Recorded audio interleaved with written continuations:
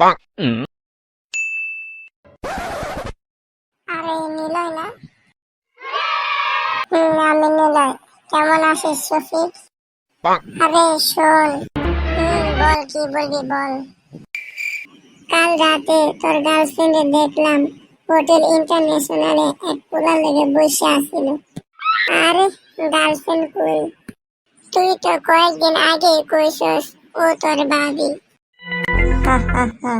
ভাবি না বাপ, এরা এখন শহরে বাগ হইয়া গেছে মনে হয়। কিন্তু তুই জানোস কেন আমি কইতাছিলাম না দেখি? হ্যাঁ কেন? কারণ হেরা আমার প্রিয় হোটেলে বিরিয়ানি খাইতেছিল আর আমারে নিমাইলো না। বাপরে, গার্লফ্রেন্ড না তুই বিরিয়ানি লইয়া হিংসা করস? আরে গার্লফ্রেন্ড কত আইবো যাইবো, কিন্তু বিরিয়ানি ওইটা তো প্রেমের চেয়ে বড়। বন্ধুটা হাসিস না।